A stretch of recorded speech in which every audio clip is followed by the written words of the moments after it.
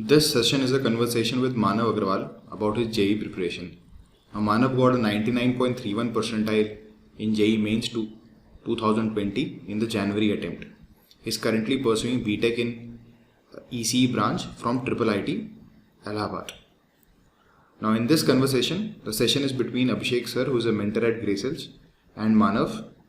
Manav has been a student of the dropper batch at Grace Hills, and he's been mentored by both Abhishek sir as well as Rajat sir. So let us move to the conversation now. हाँ तो Manav the whole objective was that कि मैं तो अपनी तरफ से बच्चों को मोटिवेट करते रहता हूँ, पर कई बार ऐसा होता है ना कि उनके सीनियर्स आते हैं और सोचते हैं कि सीनियर्स को बताएंगे। तो मानव, सबसे पहले व्हाट वाज योर परसेंटाइल, कितनी परसेंटाइल आई थी तुम्हारी? जनवरी में सर 99.3। 99.3। और फिर उसके बाद मैं पहले आता हूँ, Manav has been that batch, lucky and unlucky दोनों कह सकते हैं, जिनके लिए जो मेंस का जो गैप था वो बहुत ज़्यादा एक्सटेंड हो गया था। तुम लोगों ने एक अटेम्प्ट जनवरी में दिया था और दूसरा अटेम्प्ट तुमको सितंबर में मिला था ना शायद? हाँ हाँ। और मानव का बैच जो है उनमें मेजॉरिटी ऑफ द लोगों को अभी तक कॉलेज के दर्शन नहीं हुए। They have all been studying online only. तो इनफैक्ट ऑनलाइन ऑफलाइन कैंपस कैसा होता है इसका एक्सपीरियंस अभी किसी को भी नहीं हुआ तुम्हारे बैच में ना? किसी ने ज्वाइन किया क्या अभी तक तुम्हारे बैचमेट्स ने, गए हों कभी और वापस आ गए हों? नहीं नहीं, मेरे बात सिर्फ विविध से होती है और हिमांशु से होती है, दोनों ने अभी तो घर से ही करना है। अच्छा अच्छा अच्छा अच्छा अच्छा। तो अच्छा, तो मानव एक छोटा सा क्वेश्चन होगा, कई लोग बच्चे सोच भी रहे होंगे कि व्हाट एग्जैक्टली अभी तुमने इतना पढ़ रहे हो, what is the exact difference between ENC branch और कंप्यूटर साइंस ब्रांच? क्या डिफरेंस क्या है? ईसी और कंप्यूटर साइंस। हाँ, दोनों ही टॉप ब्रांचेस में आती है ना? हाँ सर, कंप्यूटर साइंस जो होता है वो मेनली हमारा आईटी, मतलब ये दोनों सेम होता है, सीएस और आईटी। हाँ इसमें क्या रहता है, वही प्रोग्रामिंग सिखाते हैं और मैथ्स होता है बेसिकली। ईसी में हमारा इलेक्ट्रॉनिक्स वाला जो फिजिक्स में इलेक्ट्रिसिटी वाला पार्ट होता है वो भी होता है साथ में। अच्छा अच्छा। और तो तुम्हारी जनवरी में 99.3 और थी और सितंबर में गिर गई थी परसेंटेज। हाँ तो तुमने जब फाइनली अपने काउंसलिंग में गए तो then your best was counted, है ना? दैट इज हाँ, what the best. Rule is. तो तुम्हारे पास और क्या ऑप्शंस थे IIIT इलाहाबाद में, जो अभी तुम इलेक्ट्रॉनिक्स की जो... दो काउंसलिंग होते हैं, जोसा और सीसा, अपना जैक वाली दिल्ली। तो जैक से मेरे को शुरुआत में तो कोई नहीं मिला था, फर्स्ट सेकंड थर्ड राउंड में। लास्ट राउंड में एनएसआईटी मिला था मेरे को, वहाँ पे भी इसी मिल रहा था, तो फिर मैंने सोचा कि ये ज़्यादा बेटर रहेगा, ट्रिपल आईटी। तो फिर यहाँ पे ज्वाइन करा। तो व्हाट वर द पैरामीटर्स जिसके बेसिस पे तुम डिसाइड करते हो कि कोई कॉलेज अच्छा है कि बुरा है? मैंने तो पैकेज देखा था, प्लेसमेंट्स, प्रीवियस ईयर, और रिव्यू लिए थे, जैसे कि बहुत सारे बच्चों का कोरा पे था कि जो कोडिंग कल्चर है ट्रिपल आईटी इलाहाबाद का वो बेटर है। तो अगर इसी से भी करते हैं तो प्रोग्रामिंग में काफ़ी हेल्प मिल जाती है। और इधर कम ब्रांच है, 3 ब्रांच है बस। तो जो कंपनी है वो सबको बैठने देती है प्लेसमेंट में, यहाँ पे ऐसा कोई क्राइटेरिया नहीं रहता कौन सी ब्रांच से है।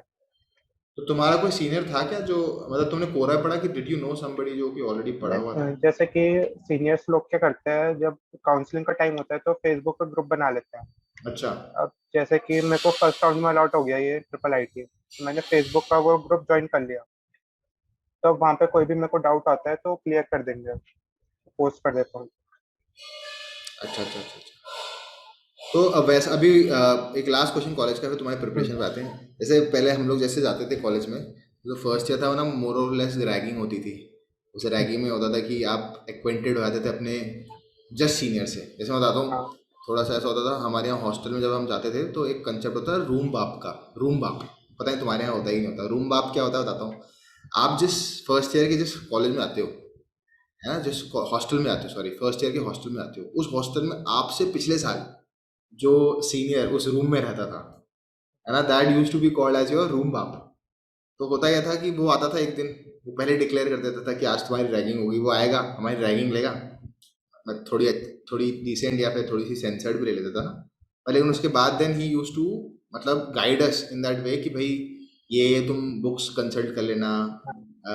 ये जैसे इंजीनियरिंग ड्राइंग नहीं होती है तुम्हारे पास engineering drawing as one of the options? नहीं, नहीं नहीं। हमारा नहीं है इंजीनियरिंग से। तो हमारी एक इंजीनियरिंग ड्राइंग होती थी, वो कॉमन सब्जेक्ट हुआ करता था, तो सबको ना वो जो उसकी टूल किट होती थी वो बांट दिया करते थे, वो दे देते थे, मतलब वो सरेंडर करते थे हम।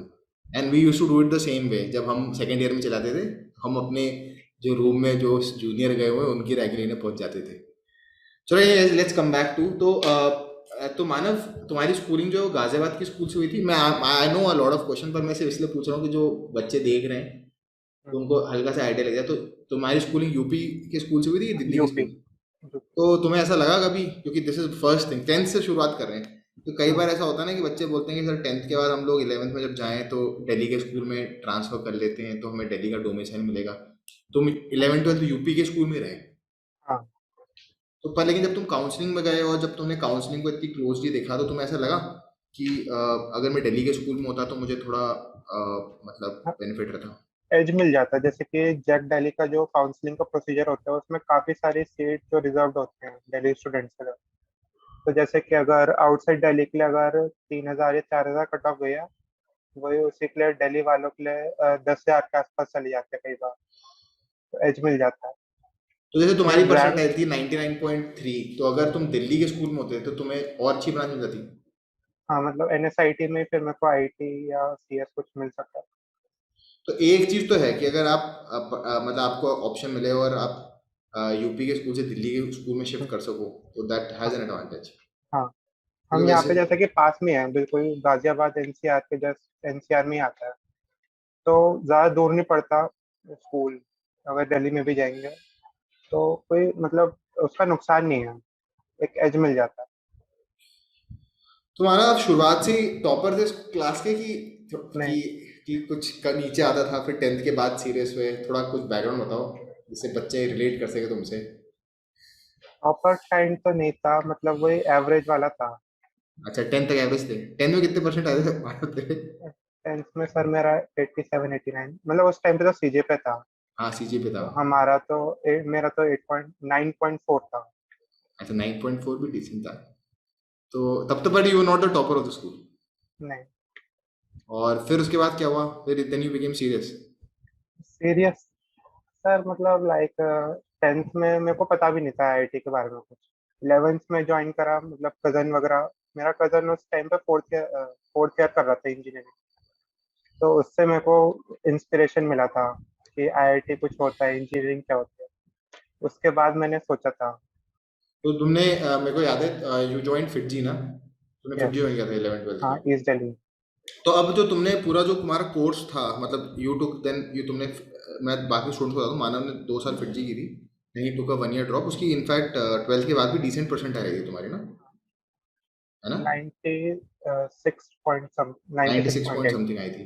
तो तुमने बोला नहीं और उस समय मेरे को मिल नहीं रहा, मैं और प्रिपरेशन करूंगा। एंड तुम्हें ऐसा लगता है जैसे तुमने 2-3 साल 3 साल पढ़ाई की एक तरह से, कि कितना इंपॉर्टेंस होता है कि सेल्फ स्टडी कितनी इंपॉर्टेंट है, और तुम राइट ट्रैक पे चलते रहो वो कितना इंपॉर्टेंट है, कि सब कुछ ही खत्म कर देना चाहिए? क्योंकि अभी क्या है ना, बच्चों के दिमाग में क्या क्या चीज़ें हैं कि बच्चों को लगता है कि इतनी सारी बुक्स हैं। जैसे मैंने उनको जो बुक्स बताई हैं, जैसे स्किल्स इन मैथमेटिक्स हैं जो अपन मटेरियल दे रहे हैं वो है, किस किस ओरिएंटेशन से पढ़ना चाहिए, कितना इंपॉर्टेंट है कि हम उन चीज़ों को फॉलो करें जो बताए जा रहे हैं। क्वेश्चंस क्या रिपीटेटिव आते हैं? क्या तुम्हें ऐसा लगता है इतनी परसेंटाइल करने के बाद कि जो क्वेश्चंस पेपर में आते हैं वो एक तरह से रिपीटेटिव ही होते हैं, वो कंसेप्ट बार बार पूछा हाँ, जाता है? कॉन्सेप्ट तो रिपीटेड हो, मेंस में तो एकदम रिपीट कर देते हैं। कई बार तो क्वेश्चन भी सेम डाले तो वैल्यू भी सेम रहती है, ऑप्शन भी चेंज नहीं करते हैं। तो प्रीवियस ईयर उसमें काफी हेल्प कर देता है। वर्क कर रखा है सॉल्व तो हो ही जाता है वो। मतलब एक चीज़ है कि प्रीवियस ईयर्स तो अपने को करने ही करने हैं। हाँ। तो अब तुम बताओ, जैसे तुमने स्टार्ट किया था, व्हेन यू स्टार्टेड 11 ट्वेल्थ में, तुमने क्या क्या कंप्लीट किया था? फिर तुमने क्या, जब ड्रॉप लिया फिर तुमने क्या सोचा मुझे और क्या करना है, क्योंकि तुमने बहुत बड़ी जर्नी की, तो तुमने क्या क्या बुक्स कवर अप कर लिए थे जो जो तुम्हें याद इलेवेंथ आ में रहे हैं? मैं 11th में मेरे को तो कोई आइडिया नहीं था। मैं पास्ट ईयर भी मुश्किल से, जैसे कि टीचर ने कोई सब्जेक्ट पढ़ाया तो दो चार क्वेश्चन कर लिए, ज्यादा सॉल्व नहीं करता।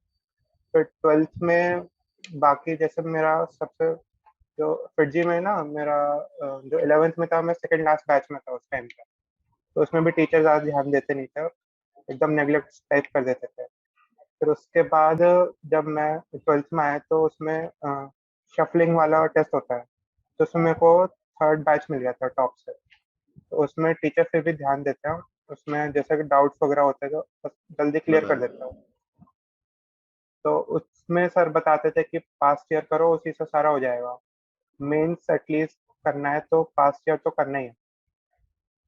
अगर एडवांस करना है उसके लिए तुम्हें एक्स्ट्रा पढ़ना पड़ेगा थोड़ा, नहीं तो पास्ट ईयर भी कर लोगे तो हो जाएगा तुम्हारा मेंस आराम से। तो पास्ट ईयर फिर मैंने मिड से शुरू कर दिया, 12th के मिड से। 12th के मिड उसमें से क्या मतलब देखा है तो, है हाँ, ना? हाँ। हाँ, और मैं 12th में भी काफ़ी अगर ले जाग जाओ तो सिलेक्शन होगा, ऐसा नहीं है कि हाँ, सिलेक्शन नहीं होगा। हाँ। तो जब तुम 12th में आए थे, तुम ऐसा लगा था तुमने 11th में थोड़ी कम मेहनत की है, तुमने बहुत सारी चीजें कर सकता था, मैंने की ही नहीं? हाँ, क्योंकि पास्ट ईयर ये वाला चीज, पार्ट था। पास्ट ईयर क्योंकि वाला पार्ट था जब टीचर साथ में पढ़ा रहा था, तभी करने में फ़ायदा रहता है। हम्म, बाद में करोगे तो पहले तुम्हें कंसेप्ट पूरा पढ़ना पड़ेगा, फिर उसके बाद क्वेश्चन करोगे तो टाइम एक्स्ट्रा वेस्ट होता है। तो फिर तुमने 11th 12th में कौन कौन सी क्या बुक की, किसी मटेरियल ही करते थे तुम? 11th-12th में तो फिटजी का मटेरियल बहुत ज़्यादा मिलता था, तो उसी से करता था।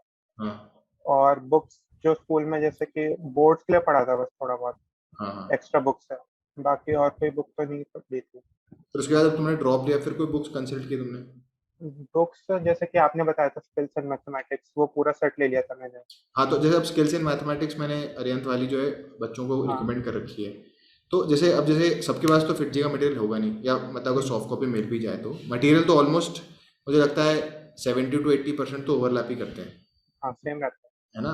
पर जैसे अब जैसे स्किल्स इन मैथमेटिक्स है, उसका जो लेवल है उसमें कितना परसेंट कर लें तो मेंस कवर हो जाएगा? तो तुमने की है पूरी स्किल्स इन मैथमेटिक्स पूरी किताब? हाँ, स्किल्स एंड मैथमेटिक्स जैसे कि प्रॉब्लम्स जैसे रहती थी एक्सरसाइज वाला बीच-बीच में, हाँ, सेल्फ उसमें प्रैक्टिस वाले। सेल्फ प्रैक्टिस उसमें हाँ। 50% तो एटलीस्ट सॉल्व करता था सब मैं। हम्म। और बाकी फिर जो एंड में एक्सरसाइज होती थी, एंड में उसमें भी लगभग कर देगा, मतलब सॉल्व तो करना पड़ेगा तभी हो। और फिजिक्स केमिस्ट्री में भी ऐसा कोई बुक तो नहीं है, केमिस्ट्री तो एनसीईआरटी से हो जाता है पूरा। और फिजिक्स के लिए एसएल अरोड़ा कंसल्ट कर सकते हैं अपना ये मेंस के लिए। और एडवांस करने के लिए फिर डीसी पांडे आती है सीरीज। तो फिजिक्स में आपकी एच सी वर्मा हो गई, एस एल अरोड़ा हो गई और डी सी पांडे हो गई।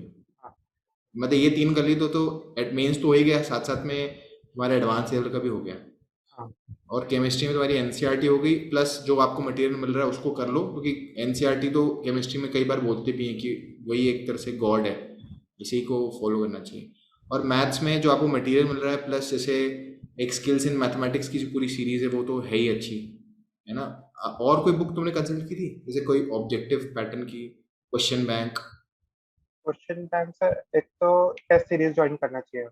मैंने तो हाँ, रेजोनेंस की टेस्ट सीरीज ज्वाइन करी थी। तो बता दो, तो फिर तुमने ड्रॉप लिया था तुमने, फिर एक रेजोनेंस की टेस्ट सीरीज ज्वाइन कर ली थी। हाँ, उससे मेरे ख्याल से टेम्परमेंट बनता है बहुत ज़्यादा। हाँ, एक एक मतलब आइडिया लग जाता है कि फ्लो में आ जाता है कि इस टाइप से टेस्ट होगा, तो फिर आदत में आ जाता है वो तो 3 तो घंटे बैठना। चलो, ये तो अच्छी बात है। बुक्स में किसी के डाउट है बल्कि बच्चे के, तो मुझसे चैट में आप पूछ सकते हो, या फिर ऑडियो में पूछ सकते हो, पर आई गेस चैट में पूछोगे ज़्यादा बेटर रहेगा। तो मानव, तुम्हारे प्रिपरेशन में तुम्हें वो कौन सा ऐसा पॉइंट लगता है जो तुम्हें टर्निंग पॉइंट लगता है? मुझे मुझे मालूम है हर स्टूडेंट के लाइफ में एक पॉइंट तो ऐसा आता ही जब उसको लगता है यार, या तो पढ़ लेता हूँ या तो छोड़ देता हूँ। हुआ है कभी ऐसा? तो ऐसा लगता है कोई टर्निंग पॉइंट आया था कि बस धीरे धीरे बिल्डअप हुआ था? जैसे 12th मैं के तो बाद जैसे मैं तुम्हें अपना बताता हूँ, जैसे मैंने जब प्रिपरेशन चालू की थी, तो मुझे ऐसा लगता था कि 11th 12th में मैंने इतना नहीं, मैंने भी ड्रॉप लिया था, तो मैं 11th 12th में तो बहुत ही डिसेंटली मेहनत करता था, बस मैथ्स पे ज़्यादा प्रैक्टिस करता था मैं। तभी मैथ्स मेरा बहुत फेवरेट हो गया था। और जब मैंने ड्रॉप लिया था ना, तो मैं जब वहाँ पहुँचा, मतलब मैंने तो कोटा में बंसल से तैयारी की थी, तो जब मैं कोटा पहुँचा तो मुझे ऐसा लगा कि यार बहुत हो गया यार, बच्चे बहुत ज़्यादा मेहनत कर रहे हैं, और अगर मैं कुछ नहीं करूँगा तो मतलब उनको देख देख के मुझे जैसे कहते हैं ना, अंदर से गुदगुदी होती थी कि मैं कुछ कर लूँ नहीं तो मैं कहीं पे भी नहीं पहुंचूंगा। ऐसी फीलिंग हुई थी जब तुम्हें कभी ऐसा लगा हो? वही सर 12th का मिड जो था ना, वहीं से पूरा टर्निंग पॉइंट था। उसी टाइम पे फिर लगा, क्योंकि बैच भी अच्छा हो गया था, बच्चे भी थोड़ा पढ़ने वाले थे, तो देख के ही लगता था कि थोड़ी मेहनत करनी पड़ेगी, एटलीस्ट बैच में तो आना ही पड़ेगा टॉप पर।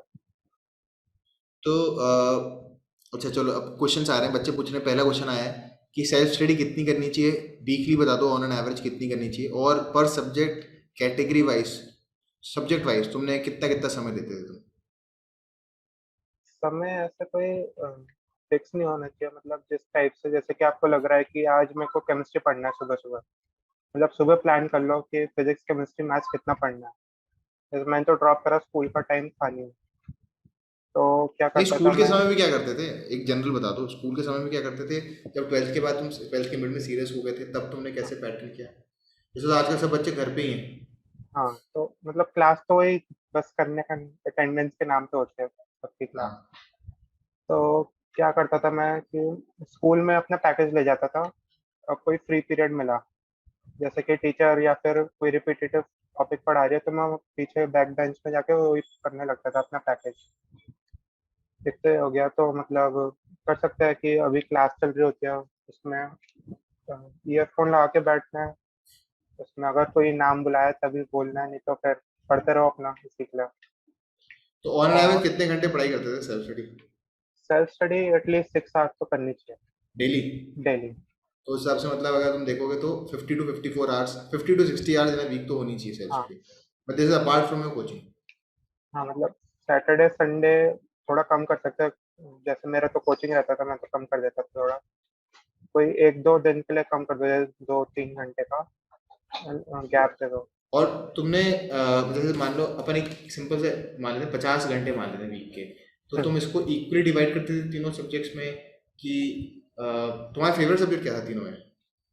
तीनों में तो मैथ्स था मेरा फेवरेट। तुम मैथ्स को सबसे ज़्यादा टाइम देते हो वैसे तो। हाँ, तो मैथ्स 50। मतलब प्रैक्टिस भी उसमें ज़्यादा चाहिए, हाँ मतलब फेवरेट तो। ऑब्वियसली तीनों में मतलब मैक्सिमम प्रैक्टिस भी मैथ्स में हाँ, चाहिए। तो ऑन एन एवरेज कितना देते हो मैथ्स को? कितना देते होगे फिजिक्स को? कितने देते होगे 50 में अगर जैसे डिवाइड करें? 50 में है तो 20 घंटे तो केमिस्ट्री हो गए, हम्म। उसके बाद फिजिक्स और मैथ्स आधा आधा डिवाइड कर देंगे, तो मतलब फिर कितना तो हो जाएगा, कैलकुलेशन 50। खराब हो जाएगी, फिर 50 में 20 हटा दे और 30 बचेंगे नहीं नहीं, 15 बीस पर। नहीं, 10 10 sorry। 10, हाँ। हाँ। 50 में से मान लेते केमिस्ट्री को 10 घंटे दे रहा है, बचे हाँ। 40 घंटे में से मैथ्स को 20 और फिजिक्स को 20 देता है हाँ। ना? और जो थ्योरी एक बार तुम क्लास में पढ़ चुके रहते हो तो उसको दोबारा तो मटेरियल से पढ़ने की जरूरत नहीं होती, वो बस सीधा नहीं, क्वेश्चंस पे जंप करते होगे। मैं क्या करता था ना, मैं 3 कॉपी एक्स्ट्रा बना ली थी, फिजिक्स केमिस्ट्री और मैथ्स के लिए, कि कोई मेरे को लाइन इंपॉर्टेंट लगती थी कोई टॉपिक, तो मैं उसमें लिख देता था, वेरी गुड। तो एंड में जब रिवीजन का टाइम आता था उसी में से पढ़ लिया। हाँ हाँ हाँ। और कोई क्वेश्चन अच्छा लगा उससे लिखते थे? क्वेश्चन मतलब जैसे कि फास्ट ईयर वाला सॉल्व करा, उसमें मेरे से कोई सॉल्व हुआ नहीं जैसे, तो मैं उसका सॉल्यूशन और क्वेश्चन दोनों लिख देता था उसी में, अच्छा। टॉपिक।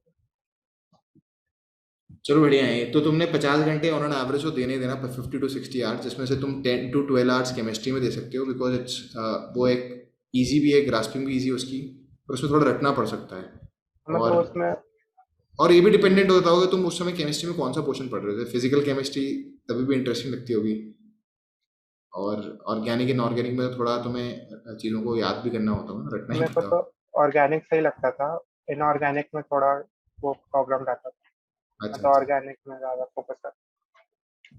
ठीक है। अच्छा, दो और क्वेश्चन पूछ रहे हैं बच्चे कि भैया आपने मटेरियल को एफिशिएंटली करने के लिए, टाइम पे करने के लिए कैसे रिवाइज करते हैं? मतलब मटेरियल को तुम एक बार करते थे कि रिपीटेटिवली करते थे? एक बार कर दिया तो मटेरियल चले गया साइड में, या उसको रिवाइज भी करते थे? नहीं, वो बताया ना, कॉपी बना ली, उसमें हाँ। इंपॉर्टेंट पॉइंट लगा वो उसमें लिख दिया, क्वेश्चन कोई हम्म। इंपॉर्टेंट लगा वो उसमें लिख दिया, फिर मटेरियल को साइड में रख दो, उसको फिर से करने की जरूरत नहीं है पढ़ने की। अच्छा अच्छा। तो फिर मतलब तुम जब पहली रीडिंग लेते हो मटेरियल की, तो उसमें जो जो चीज़ें तुम्हें इंपॉर्टेंट लगती है उसको आप कॉपी में लिखते भी जाते हो, हाँ। और जो क्वेश्चंस तुम्हें ऐसे लगते हैं कि दीज आर समथिंग जो कि मुझे याद रहनी चाहिए बाद में, उसको भी आप हाँ। लिख लेते हो, हम्म। जिससे आपको रिपीटेटिव हो जाए, है ना? है हाँ। ना? और एक एक क्वेश्चन आया कि मानव भैया, अगर कुछ किसी दिन ऐसा लगता है कि पढ़ाई करना चाह रहे हो पर हो नहीं रही उस लेवल, ऐसा होता था कभी कि तुम चाह बैठ गए हो पढ़ने के लिए पर पढ़ाई हो ही नहीं रही, हो गेटिंग डिस्ट्रैक्टेड, तो हाँ, उस समय क्या ऐसा करते थे? होता है कई बार, और अब तो घर पे ही रहते तो सबका होता होगा बहुत सारा। हाँ तो क्या करा, जैसे कि थोड़ी देर कोई और सब्जेक्ट मतलब छोड़ दो, ये फिजिक्स केमिस्ट्री मैथ्स छोड़ दिया था, हाँ। और कोई जैसे सॉफ्ट स्किल होती है, प्रोग्रामिंग करनी है सबको, मोस्टली सीएस ही लेना है, तो मैंने तो यूडेमी पे कोर्स ले रखा था, तो पढ़ वो कर लेता था, थोड़ी देर वो करा, फिर उसके बाद वापस इसी पे आ जाता। तो डिमोटिवेशन के ऐसे पल रहते थे तुम्हारी प्रिपरेशन में? हाँ, मतलब रहता तो था कि जैसे कि आज मन नहीं कर रहा है, या फिर टेस्ट दिया उसमें परफॉर्मेंस सही नहीं है, तो मन करता था, लेकिन फिर पता है मतलब टारगेट फिक्स रहना चाहिए अपना। उसके बाद तो मतलब ये है कि तुम जो कहना चाहते हो कि मतलब मान लो पढ़ते समय डीमोटिवेशन हो रहा है, दिमाग कहीं और जा रहा है, तो थोड़ी देर के लिए ऑफ ले लो, कुछ और पढ़ लो, सॉफ्ट स्किल हाँ। वाले पढ़ लो। हम्म, अच्छा, मोबाइल का डिस्ट्रैक्शन कितना रहता था? मोबाइल का डिस्ट्रैक्शन तो काफी रहता था। तो उसे डील कैसे उस किया तुमने? डील की साथ साथ ही पढ़ लिए, नहीं डील नहीं, किया? जैसे कि उस जब अपना 6 घंटे निकाला है डेली का, तो फोन को साइड रख दो, स्विच ऑफ कर दो या फिर साइड रख दो। और बिल्कुल मतलब उस पर ध्यान नहीं देना है, कोई नोटिफिकेशन आ रहा है कोई ध्यान नहीं देना। ये तो है, मतलब मोबाइल तो सबसे बड़ी डिस्ट्रैक्शन है। हम्म, मतलब नहीं तो बार बार हम जहाँ पढ़ रहे हो वहीं पे नोटिफिकेशन आता रहेगा, तो हम ना चाहते हुए उसको देखेंगे ही देखेंगे। तो हाँ। वो तो इनफैक्ट स्टूडेंट्स की लाइफ में भी बहुत ही बड़ा डिस्ट्रैक्शन है। वो तो मैं भी कहूँगा कि सबको छोड़ देना चाहिए। एक और क्वेश्चन आया कि भैया आपने शॉर्ट नोट्स बनाए थे या किसी सब्जेक्ट के लिए? अब किस किस सब्जेक्ट के लिए शॉर्ट नोट्स बनाए थे? सबके लिए शॉर्ट नोट्स बनाए होंगे मोस्ट प्रोबेबली। शॉर्ट्स नोट मतलब वही इम्पोर्टेंट वाला था, उसी में शॉर्ट नोट्स बाद में करते करते एक बार करा, फिर उसके बाद जब दूसरा जैसे कि जनवरी वाला मेंस हुआ था, उसमें पढ़ा, उसमें जो इम्पोर्टेंट लगा फिर वो दूसरी कॉपी में या कहीं और लिख लिया। मैंने तो वाइट शीट का पैकेट ले लिया था प्रिंटिंग वाली का, हाँ, उसी उसको में फिर बना। हाँ, ऐसा होता था कि तुम अपने रूम पे चिपका देते थे, जैसे लोग कहते हैं नहीं। ना, आजकल बच्चे वो देखते हैं ना आजकल, वो देखी कि नहीं देखी तुमने टीवीएफ की एस्पिरेंट आई है आई आईएएस आई के एस। लिए, आईएएस हाँ वाली? उससे पहले वो कोटा फैक्ट्री आई हुई थी, तो हाँ। बच्चों के रूम दिखाते हैं, सब चिपका रहते हैं इधर उधर, सब कुछ वैसा है क्या तुम्हारे मेरा रूम में था कैसा? सेप, सेपरेट रूम तो नहीं है, मैं तो कॉपी पे करता था। अच्छा अच्छा। नहीं नहीं, वो तो ऑब्वियस ही बात है, वो तो जब आप कोटा वोटा जाते हो और वहीं पे आपको एक अकेला रूम मिलता है, तो इतना पर, लेकिन कॉपी में आप रेगुलर बेसिस पे अपने नोट्स और वो सब पूरा करते हाँ थे ना। फिर एक और क्वेश्चन आया कि मान लो आप खूब कंसंट्रेशन से पढ़ाई कर रहे हो पर आपके रिजल्ट नहीं आते हैं, ऐसा हुआ होगा तुम्हारा भी एक बार तो? हाँ। और बहुत मोटिवेट होकर पढ़ाई की कि सर ने बोला आज कैलकुलस या इस चीज़ का टेस्ट होगा, अपन मोटिवेट होके गए, बट देन रिजल्ट ही नहीं आया। तो फिर क्या होता था? मतलब यू टू गेट डिसहार्टेंड तो क्या करते थे?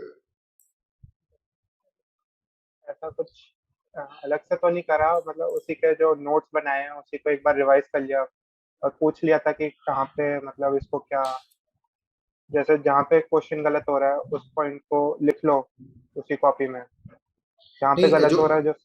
समझ गया। अच्छा, मैं जो स्टूडेंट पूछना चाहता वो ये कह रहा है कि तुम क्या इमोशनली इतने अटैच थे कि जब टेस्ट के रिजल्ट आते थे कम या ज़्यादा, कि तुम एक स्विच ऑन मोड में रहते थे कि ठीक है अब कम आ गया तो और मेहनत करते हैं? क्योंकि ऐसा होता है कुछ स्टूडेंट्स जो है ना बड़े इमोशनल रहते हैं कि टेस्ट में नंबर कम आते हैं तो गेट डीमोटिवेटेड।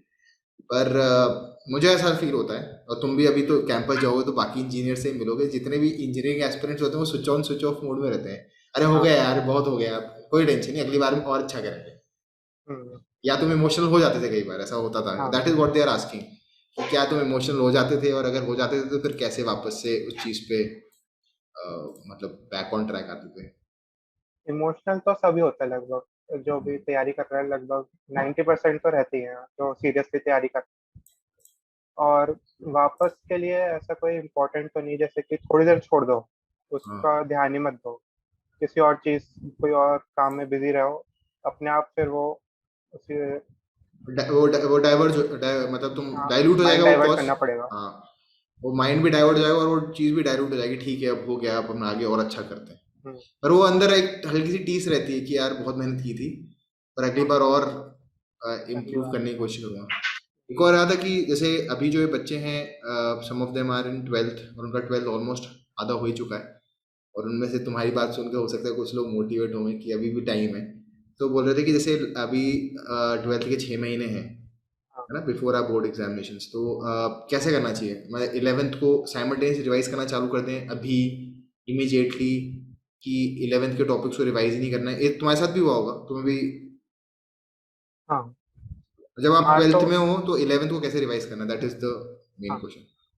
तो अब जैसे कि अपना ऑर्गेनिक केमिस्ट्री चल रहा है, ट्वेल्थ का अगर ऑर्गेनिक केमिस्ट्री वाला पार्ट कर रहे हो तो पूरा एक साथ लेके चलो, जैसे इलेवेंथ में आ जाता है हाइड्रोजन और वो सब। हाँ, एंड में जो पार्ट होता है कार्बन, वो वाला पार्ट वो उसी में इंक्लूड कर लो। फिजिकल वाला वो एक साथ कर लो पूरा। मैंने तो केमिस्ट्री तो ऐसे ही करा था।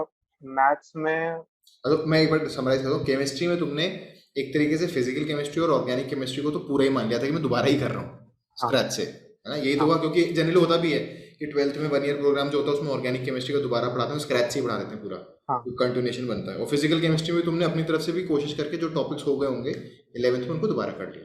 हाँ, दोबारा करें। हाँ। और मैथ्स में ऐसा कोई प्रोसीजर नहीं रहता, कोऑर्डिनेट मैंने पूरा एक साथ करा था। और तो वो स्टूडेंट्स पूछ रहे हैं वो तुमने कब किया था? मान लो तुम जागे जुलाई में, मान लो तुम जुलाई में जाग गए, है ना? जुलाई में जागे और बोर्ड का एग्जाम इफेक्टिवली फेब में होता है। Feb is the January, Feb से मोमेंटम चालू होता है। तो तुम जुलाई से फेब के बीच में कब करोगे वो चीज revise? That is what the question. Revision तो साथ में चलता रहेगा, मैं बस क्वेश्चन करता था। अच्छा। जैसे कि मैंने कोई क्वेश्चन करा उससे एक दिन पहले, जैसे कि सैटरडे संडे को बना लो कि टेस्ट देना है उस दिन, लाइक मंथ में 2 दिन निकाल लो, उसमें टेस्ट देना है किसी भी 2 सैटरडे संडे में से। और उससे पहले जो हफ्ता है, 2 हफ्ते जो भी निकलेंगे उसमें उसके लिए पूरा रिवाइज कर लो। मैंने तो यही करा था। तो मैथ्स में तुमने कोऑर्डिनेट ज्योमेट्री एक साथ कर लिया होगा, हाँ और मेरे ख्याल से अलजेब्रा जो है वो बीच बीच में ब्रेक कर करके जैसे जैसे तुम्हें मोमेंटम लगता होगा वो किया होगा। हाँ और आइडली जो जैसा रहता है कि बच्चे जनरली जुलाई से लेकर दिसंबर के बीच में अपना रिवीजन कर ही लेते हैं, क्योंकि उसके बाद जनवरी ऑनवर्ड थोड़ा बोर्ड एग्जाम, जो आइडियली हमारा बोर्ड होता था, तो बोर्ड एग्जामिनेशन के लिए आप सीरियस होना चालू आते हो एक तरीके हम्म। से। अब जैसे कि जनवरी में शुरू हो गया है जेई का, हम्म। तो फर्स्ट अटेम्प्ट में ही मैंने अपना मतलब बेस्ट करने की कोशिश करा था। मेरे हम्म। को पता था कि मतलब जो कोटा और ये वाले बच्चे होते हैं, ये जनरली लास्ट अटेम्प्ट के लिए बैठे रहते हैं हाँ। कि लास्ट में एडवांस के साथ तैयारी करेंगे उसी के लिए। तो हाँ। फर्स्ट अटेम्प्ट में जितना बेटर हो सकता है वही बेस्ट होगा। हाँ, तो यही होना चाहिए कि जनवरी तक आप पूरी कोशिश कर लो, जनवरी तक अपना टारगेट बना लो कि भाई जनवरी में एक रियलिस्टिक अटेम्प्ट होता है, अपन उसी में बहुत अच्छा अटेम्प्ट करेंगे, उसी से पहले सारा रिवीजन कर लो एक तरीके से ना। हम्म, एक और क्वेश्चन पूछा था कि आकाश, एक और क्वेश्चन पूछा है मानव कि तुमने जो टेस्ट सीरीज ज्वाइन की थी, रेजोनेंस वाली जो तुमने बताई थी, वो तुमने कितने दिन पहले की थी? मतलब कितने समय की टेस्ट सीरीज ज्वाइन नहीं, की थी? मैंने तो जब शुरू करा था ये अपना ड्रॉप ईयर तभी ज्वाइन कर लिया था। हाँ, ड्रॉप ईयर जब तुमने शुरू किया तभी कर लिया था। वो हाँ, मेरे ख्याल से मंथ में 2 बार होती है, कैसे होता है उसका शेड्यूल? उसमें लाइक अपलोड कर देते हैं वो टेस्ट और नोटिफिकेशन भेज देते हैं, एसएमएस भेज देते हैं। उसके बाद रहता है 1-2 महीने का टाइम रहता है, उसमें सॉल्व कर लो और वो ऑनलाइन ही बता देते उसी का रिजल्ट इमीडिएटली आया हैं। था हाँ, वो लोग। ठीक। और तुमने एनटीए अभ्यास ऐप किया था क्या कुछ थोड़ा बहुत? एनटीए वाला नहीं करा था। उस समय तो प्रिमिटिव था, बहुत ही हाँ, वो बेसिक सही था उसमें। सॉफ्टवेयर अच्छा नहीं था, उससे बेटर ये रेजोनेंस था। हम्म। मेरे ख्याल से मोरलेस तो यही है। तो अब आते हैं उस दिन जिस दिन तुम टेस्ट देने गए थे। तो तो ये पढ़ाई में तो ठीक है, मतलब दैट इज समथिंग दैट कि you should devote close to around 50 to 60 hours per week, that should be the time of self study, अगर समराइज करूँ। केमिस्ट्री में थोड़ा कम और मैथ्स फिजिक्स में थोड़ा ज़्यादा, हाँ, पर इवन दो कि केमिस्ट्री ज़्यादा स्कोरिंग, सबसे ज़्यादा स्कोरिंग केमिस्ट्री मेरे ख्याल से लेकिन थी। उसमें प्रैक्टिस की जरूरत नहीं है, उसमें हाँ, रट्टा मारना। रट्टा मारना पड़ता है, और मैथ्स फिजिक्स। और जैसे तुमने कहा कि भाई जैसे केमिस्ट्री में अपनी एनसीईआरटी हो गई, या और जो आपके रेफरेंस बुक्स या मटेरियल मिल रहा है, दैट्स मोर देन सफिशिएंट। अब फिजिक्स में अपनी H C Verma, S L Arora और डी सी पांडे की सीरीज आप कर सकते हाँ हो। और मैथ्स में जो आपका मटेरियल है प्लस जो स्किल्स इन मैथमेटिक्स है या जो है वो कर सकते हो, है ना? अच्छा, जिस दिन तुम टेस्ट सेंटर गए तो जैसे कहते हैं ना एक दिन पहले जाके विजिट किया था कि उसी दिन गए, कौन सा नहीं, शिफ्ट था तुम्हारा? वो एक्सपीरियंस एक बार शेयर कर लो। मेरा तो मॉर्निंग शिफ्ट था और मतलब जा चुका हूँ उस साइड पहले, मेरा जो पिछले साल पढ़ा था वो भी उसी साइड पढ़ा था, तो जानता था मैं किधर है। अच्छा, तो तो ऐसे जाने कैसा की होता जरूरत है, थोड़ा एक्सपीरियंस शेयर करो, क्या होता कैसा होता है उस दिन जब पहुंचते हो तो वहां पे जनता खड़ी रहती है, फिर तुम्हें व्हाट हैपेंस देयर? नहीं। एक तो पूरी लाइन लगी मिलती है, उसमें सब कॉपी लेके खड़े होते हैं, सब नोट्स रिवाइज कर रहे होते हैं, सबके पेरेंट्स साइड में खड़े रहते हैं पानी की बोतल लेके। और तो वही ऐसा डरावना सा रहता है, एकदम नर्वस हो रखे होते हैं बच्चे। तो और खुद नहीं, तो तुम जब गए वहां पर तो जैसे मान लो तुम्हारा स्लॉट कितने बजे से शुरू था? 9 बजे, 9 बजे, तो तुम कितने बजे पहुंच गए थे वहां पे? साढ़े 7-8 तक पहुंच गया मैं। 45 मिनट्स पहले रिपोर्टिंग भी होती है मेरे ख्याल से ना? हाँ, 8:30 का रिपोर्टिंग 8:30 रहता है। रिपोर्टिंग थी, तुम 8:15 तक 15 पहुंच गए थे। हाँ फिर उसके बाद तुम अंदर जाते हो तो फिर उस समय तो तुम्हें जब जनवरी 2000 20 में गया था तब कोविड की दस्तक तो आई नहीं थी तब तक, है ना? तब तक तो हाँ नॉन कोविड मतलब थोड़ा बहुत था, ज़्यादा नहीं। तो उस समय तो इतनी कोई प्रिकॉशन नहीं थी, तो वो हाँ क्या क्या चीजें प्रिकॉशन था। लेके गए थे तुम अपने साथ? अपना एडमिट कार्ड लेके गए थे और एक सैनिटाइजर तो ज़्यादा था। नहीं, और वो सब भी लेके गए थे? मतलब कोई अपना आइडेंटिफिकेशन कार्ड वार्ड भी लेना पड़ता होगा? नहीं नहीं, सिर्फ अपना एडमिट एडमिट कार्ड रहता है। कार्ड, अच्छा, सिर्फ अपना हम्म, एडमिट कार्ड लेके आते हो। फिर वहां गए तो वहां पर जैसे ये तुम्हारा पेपर एंड पेन था कि कंप्यूटर बेस्ड था? Computer based. कंप्यूटर बेस्ड में क्या रहता तुम्हारा, मतलब क्या? कंप्यूटर बेस्ड में लाइक उसमें लॉगिन, पहले तो वेरिफिकेशन होता है वहाँ पे एडमिट कार्ड से। नहीं, तुम गए, मैं एक बहुत हाँ सिस्टमैटिक, बच्चे ये जानना चाहते हैं, कोई खुराफाती हाँ होती हाँ है ना। तो तुम गए, तुम गेट पे पहुंचे, गेट पे हाँ। पहुंचने के बाद तुमने देखा सब बच्चे पढ़ने की कोशिश करें, लास्ट मोमेंट की कुछ पढ़ लेंगे, हम्म, तुमको उसी में से मिल जाएगा सब कुछ। फिर वो अंदर गए, तुमने गार्ड ने पूछा होगा भैया ये दिखाओ वो दिखाओ, सब हम्म, चीज़ें तुमने वेरीफाई कर लिया होगा, एडमिट कार्ड तुमने दिखाया होगा, फिर तुमने को बोला होगा उस रूम में चले जाओ, हाँ बहुत सारे रूम्स होंगे, उनमें से एक पर्टिकुलर रूम में चले गए हाँ होगे आप, हाँ क्योंकि अब तो डेडिकेटेड सेंटर्स हो गए ना। पहले जब हाँ ऑफलाइन होता था तो स्कूल्स के अंदर होता था, रैंडम से स्कूल्स होते थे, वहाँ चलाते थे, वहाँ पर एक डेस्क पे आपका नंबर लिखा होता था, पर अब तो बहुत सिस्टमैटिक तरीके से होता है ऑनलाइन ना। हाँ। उसमें क्या रहता है, हर रूम में एक वेरिफिकेशन सेंटर टाइप रहता है। हम्म। वहाँ पे वो एडमिट कार्ड लेते हैं, उसमें बार कोड रहता है। हम्म। उसके अकॉर्डिंग सीट अलॉट कर देते हैं। हम्म। कंप्यूटर नंबर इस पे चले जाओ, फिर वहाँ पे जाके अपना देख लेता है कि उस पे नाम आया नहीं आया अपना। तो उस कंप्यूटर पे जाके बैठते हो, तो सामने जब स्क्रीन खुली ऑन रहती है, ऑन रहती है। ऑन जाते हो, वहाँ पे तुम्हारा नाम डिस्प्ले होता होगा, क्योंकि वो नोटिफिकेशन में तुम्हारा वो कंप्यूटर नंबर डाल देते होंगे हाँ। वहाँ पर कि तो हम्म, ये मानव जाकर इस कंप्यूटर पे बैठने वाला है हमारे रूम में, है हाँ। ना? फिर तुम जाते हो वहाँ पर, फिर टेस्ट चालू होने से पहले क्या पूछते हैं कुछ आपसे, कि एकदम से टेस्ट चालू होता है, हाउ इट हैपेंस? लाइक तो उसमें तो आधा घंटा पहले वो रहता है कि आधा घंटा पहले सीट अलॉट कर दिया, 8:30 पे लगभग सीट अलॉट कर देते हैं। तो उसके बाद वेटिंग रहता है आधा घंटा, 9 बजे तक तो टेस्ट उस शुरू हो वेटिंग जाएगा। में कुछ बोलते हैं कि क्या? नहीं नहीं, अच्छा, बस ऐसा कोई वो नहीं। बैठ के देखते रहो स्क्रीन को। हाँ, अच्छा। बोर होता है बस। तो फिर तो यू वेंट 8:15, 8:30 तक यू टुक योर सीट, 8:30, 8:40 तक, देन 15-20 आधे घंटे आप बैठने के बाद 9 बजे कुछ घंटी वंटी बजती है कि एकदम से वो क्या बोल? एक लाइक स्पीकर पे अनाउंस कर देते हैं वो कि टेस्ट। लेकिन उस पे भी जैसे कि अपना जो स्क्रीन रहता है उसमें जो 15 मिनट पहले चेंज हो जाती है स्क्रीन, उस पे इंस्ट्रक्शन आ जाते हैं कि हम्म। इंस्ट्रक्शन रीड कर लो, फिर उसके अकॉर्डिंग आई एक्सेप्ट द कोई कुछ रहता है। Except the terms and conditions. हाँ एक्सेप्ट, और फिर लैंग्वेज सेलेक्ट करने का ऑप्शन आता है आपको, हिंदी इंग्लिश और गुजराती भी है शायद। तो उसमें लैंग्वेज सेलेक्ट भी यही रहता है। फिर 9 बजे तक जो शुरू हो जाता है, उसमें भी टाइमर रहता है एक तो स्क्रीन पे, और अनाउंस भी कर देते हैं वो कि अब टेस्ट शुरू हो रहा है।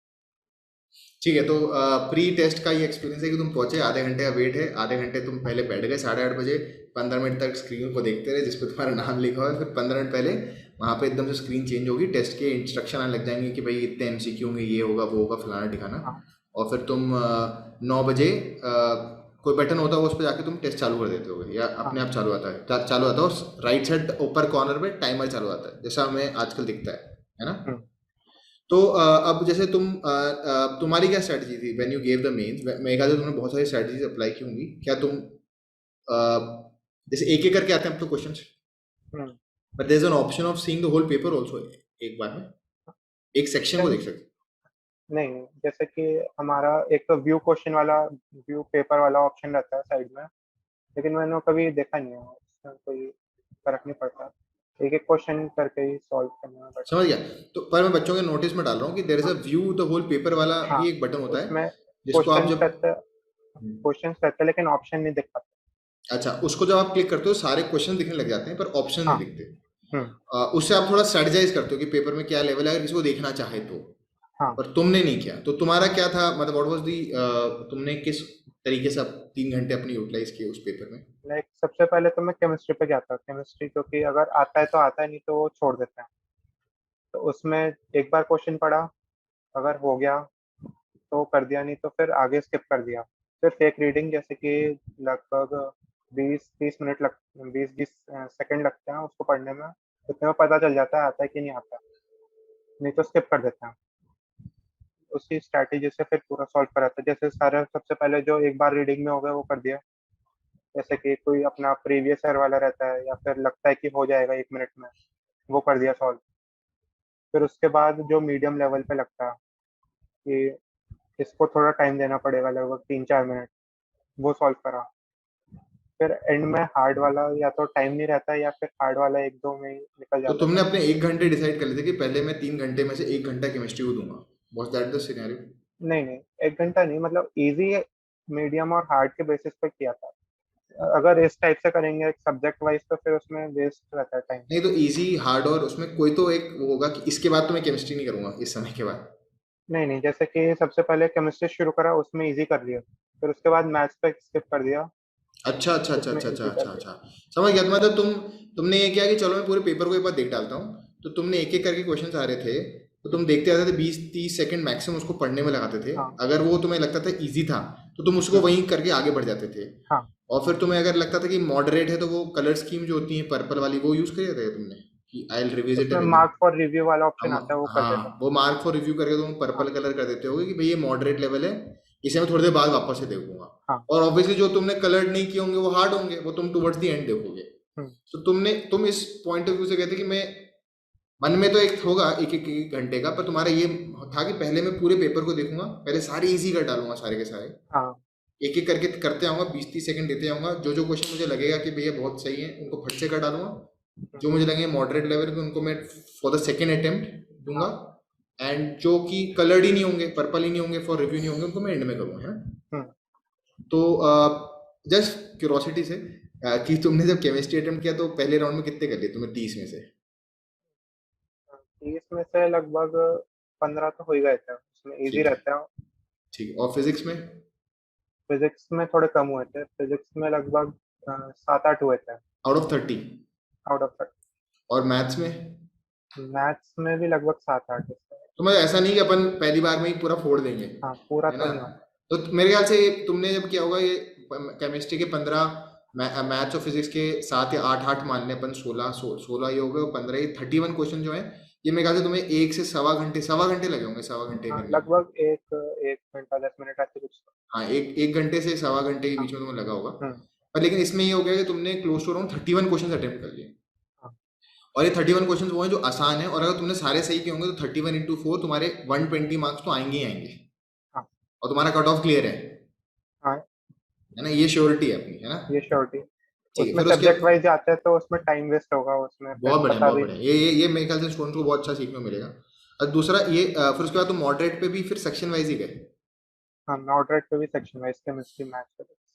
ठीक है, एंड टुवर्ड्स द एंड तो टोटल एक अंदाजन तुमने कितने, अच्छा अंदाजन क्या, तुम्हें तो नंबर भी मिले होंगे और तुम्हें पेपर दिख गया हो, एग्जैक्टली कितने राइट हो गए तुम्हारे? मतलब तुम्हारे जो 99.3 परसेंटाइल आया था उस हाँ, समय, out of the 120 question that were there, 30 30 30, तुम्हारे कितने सही थे?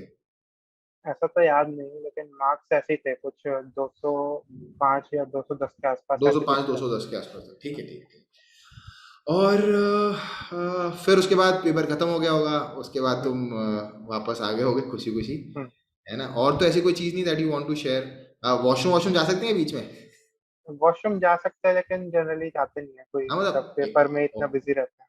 हाँ मतलब आपको अपने, मतलब अपने आप को ऐसा प्रिपेयर करके रहना चाहिए कि हाँ, 3 घंटे के लिए आप कहीं ना जाओ। हुँ, अच्छा, वहाँ पे कोई चीटिंग वीटिंग करने का ऑप्शन होता है या कि पता चला बगल में या थोड़ा दूरी पे अपने दोस्त वोस्त बैठे हुए हैं? नहीं, पेपर का ऑर्डर हम सेम तो होता है क्या सबका, अलग अलग सेट्स होते हैं? रैंडम रहता है वो। रैंडम रहता है? नहीं नहीं, मैं इसलिए पूछ रहा हूँ कि कुछ खुराफाती दिमाग वाले तो होंगे ना, वो बोलेंगे क्या पता अपन साथ में फॉर्म भरते हैं, एक ही सेंटर मिलेगा अपने को, फिर साथ में बैठेंगे और थोड़ा सा इशारे करेंगे, ठीक है। सो और और नहीं, चीटिंग के लिए भी मेरे सर ने बताया था फिटजी में कि तुम्हें पता नहीं है तुम्हारे आगे वाला या पीछे वाला सही कर रहा है, नहीं कर रहा है, तो तुम उसके ऊपर बेसिस पे कैसे कर हाँ, सकते हो? वो तो प्रोबेबिलिटी है तुम्हारा ना। और नेगेटिव चला जाएगा। हाँ, वो तो प्रोबेबिलिटी है। नहीं नहीं, कई बार कोई भी स्कोप नहीं है ना, मतलब दैट्स दी होल हाँ, थिंग। बाकी तो मेरे ख्याल से सबने पूछ लिया है। एक बार मैं और 2-3 चीज़ें पूछ रहा हूँ सर, आपने जब जेई का पेपर फर्स्ट साइड देखा सेंटर पे, तो आपको कैसा लगा? लाइक ऐसा लगा कि बहुत से क्वेश्चन देखे हुए हैं, फेमिलियर हैं, कि पूरा ही स्ट्रेंज था? ये थोड़ा ऑब्जेक्टिव करते हैं इनको। मान लो तुमने जब पहली बार जब पेपर को देखा हुँ। तो तुम्हें ऐसा देख के लगा कि यार ये देखा हुआ है, कि एकदम स्ट्रेंज सा लगा, फीलिंग एकदम स्ट्रेंज सी आई? नहीं, जैसे केमिस्ट्री में जैसे 10-15 हुए थे मेरे, 15 क्वेश्चन, तो उसमें लगभग 9 क्वेश्चन तो देखे हुए थे कि हम्म मतलब या तो वैल्यू चेंज थी थोड़ी बहुत या फिर कंसेप्ट सेम था, मतलब जो प्रीवियस ईयर क्वेश्चन था। हम्म और फिजिक्स केमिस्ट्री मैथ्स और फिजिक्स में भी लगभग 5-6 क्वेश्चन तो सेम रहते हैं, सेम कंसेप्ट। हम्म ठीक है। लगभग वैल्यू भी ज़्यादा डिफरेंट नहीं रहते, सेम ही रहते और लेवल ऑफ क्वेश्चंस क्या होता है, like most of them were twisted और डायरेक्ट, लाइक एक बार में पढ़ा जा सकता है या डिकोड करना पड़ता है? मतलब जो क्वेश्चंस की लैंग्वेज होती है वो मोरलेस वैसी ही होती है जैसे बुक्स में होती है, कि थोड़ी अजीबो गरीब सी होती है जैसे हैं। अपने को जनरली बुक्स में दिखते हैं उस तरह के क्वेश्चन होते हैं कि थोड़ा अलग ही बनाने की कोशिश करते हैं? ट्राई तो नहीं करते, मतलब फिजिक्स में तो सिंपल रहता है, स्ट्रेट फॉरवर्ड। फिजिक्स और मैथ्स में थोड़ा बहुत ट्राई करते हैं, वो मीडियम कैटेगरी में आ जाते हैं वो भी। इजी वाले में वही रहता है। और आपने प्रीवियस ईयर्स के लिए कोई बुक यूज़ की थी, प्रीवियस ईयर के क्वेश्चन करने के लिए प्रीवियस कोई बुक यूज़ की थी कि तुमने आर्काइव से प्रीवियस सीखे? ईयर मैंने अरिहंत वाला, वही जो सेट आता है 37 ईयर्स या अरिहंत फोर्टी का टू 30, ईयर्स का है। हाँ Arihant 42 years last year papers है ना? हाँ, उसमें तुम्हें मेंस और एडवांस दोनों ही देख लिए होंगे। उसमें मेन सर। चलो ठीक है, तो मानव दो तीन और चीज़ें ये बताओ कि अब अपार्ट फ्रॉम तुमने जेई मेंस के अलावा और कोई पेपर दिया था, कोई और एंट्रेंस? एंट्रेंस मैंने यूपी टीयू वाला एक दिया था एग्जाम, हाँ। लेकिन उसमें ज़्यादा, मतलब उसमें रैंक तो अच्छी रहती है लेकिन कॉलेज ज़्यादा अच्छे नहीं है, तो उसको अच्छा छोड़ दिया था फिर। तुमने वीआईटी कोई सा पेपर नहीं दिया था? नहीं, वीआईटी प्राइवेट, मतलब मेरे को इसमें जाने नहीं ड्रॉप लगा? करा था, तो इसमें पूरा फोकस था, रहन छोड़ दिया था फिर मैंने। ठीक है ठीक है। जनवरी में ही पता चल गया था ठीक परसेंटाइल है, तो फिर तो फॉर्म फिल नहीं करा। जैसे अब मैं एक छोटी सी पूछा, जैसे तुमने काउंसलिंग के पास थे, तुम्हारा 99.3 परसेंटाइल था। जैसे अब जैसे अगर हम ये बात करें कि कहाँ तक के परसेंटाइल को एनएसआईटी मिल जाएगा, डीसी मिल जाएगा, मान लो हम अगर यूपी के बच्चा है, बच्चा जो है दिल्ली के स्कूल का नहीं है, किसी और स्टेट का है, तो उसको कितने परसेंटाइल पे दिल्ली कॉलेज ऑफ इंजीनियरिंग या एनएसआईटी? क्योंकि जेई मेंस में टॉप कॉलेजेस में कौन कौन जाते हैं, जो एनसीआर बेल्ट में है, यही है मेरे ख्याल से। एनएसआईटी हो गया, डीटी हो गया, ट्रिपल आईटी। हाँ, तो ये कित परसेंटाइल मिल जाता है जो एनसीआर बेल्ट में, नेशनल कैपिटल रीजन में जो है? तो अगर सीएस चाहिए उसके लिए तो 99.6 से ऊपर चाहिए लगभग। 99.6 चाहिए। और बाकी अगर सिर्फ चाहिए कि सिलेक्शन हो जाए अपने को, मैकेनिकल भी मिल जाए या फिर सिविल भी मिल जाए तब भी चलेगा, मतलब I just want to be तो इन भी एनएसआई? 98 के आसपास तो चाहिए होता है। मतलब नाइन नाइन्टी बायोटेक एट का भी 98 जाता तो 98 परसेंटाइल अगर आपको है तो आप अगर मतलब यूपी के स्कूल के, नॉन दिल्ली स्कूल के हो, है। हाँ, तो आपको डीसी या एनएसआईटी मिल हाँ, जाएगा जस्ट फॉर द नेम सेक। और हाँ, ब्रांच अगर आपको अच्छी चाहिए तो मेरे ख्याल से 99.5, मतलब सीएस और इलेक्ट्रॉनिक जैसी टॉप ब्रांचेस चाहिए तो आपको 99.5 99.4 अबव तो चाहिए चाहिए, हाँ। है ना? और मान लो अगर आप दिल्ली के स्कूल हो तो दिल्ली के स्कूल में तो फिर मतलब चल जाता है, 99 तक चल जाता है। तब आप मतलब आप 99 के ब्रैकेट में भी हो तब भी आपका सिलेक्शन हो हाँ, जाएगा। और अपार्ट फ्रॉम दिस, जैसे कि अ, जब काउंसलिंग होती है तो उस समय क्या होता है, मतलब काउंसलिंग में क्या होता है, मतलब फॉर्म देते हैं आपको, क्या देते करते हैं? अब तो सब ऑनलाइन होता है, उसमें तो आपको रजिस्टर। अपने ऑप्शन देने होते हैं किस हाँ, किस में? उसमें लाइक जैसे कि हमने सर्च बार रहता है साइड में, उसके नीचे कॉलेजेस आ जाते हैं, उसमें ब्रांच वाइज सेलेक्ट करना होता है या कॉलेज नेम वाइज सेलेक्ट कर सकते हैं कैसे भी। और फिर ऑर्डर में लगाना होता है, जैसे फर्स्ट प्रेफरेंस में अपने को ट्रिपल आईटी या आईआईटी दिल्ली लगाना है, तो उसका तुमने अपने सीएस। परसेंटाइल के करस्पॉन्डिंग देख लिया हो तुम्हें क्या क्या मिल सकता है, हाँ, और उस हिसाब से तुमने 3 या 4 प्रायोरिटीज देनी होती होंगी, उन 3 4 प्रायोरिटीज को भर देते हो? हाँ। 3-4 तो मतलब कितना भी दे सकते हैं, लेकिन जैसे कि बेस्ट शॉट जितना जा सकता है। जैसे कि पिछले साल अगर किसी का 6,000 गया है और तुम्हारी रैंक 7,000 है, तो उसको फिल करने में कोई प्रॉब्लम नहीं है। ठीक है, अब क्विक क्विक, एनआईटी के लिए कितना परसेंटाइल चाहिए? एनआईटी डिपेंड करता है कहाँ पे जाना है, जैसे वारंगल हो गया, उसमें तो आप टॉप। वारंगल वारंगल मान लो, एनआईटी वारंगल मान लो, एनआईटी त्रिची मान लो, एनआईटी इलाहाबाद भी है ना? इलाहाबाद तो इन सब जो पुराने एनआईटीज उनके लिए कितना परसेंटाइल चाहिए, मतलब?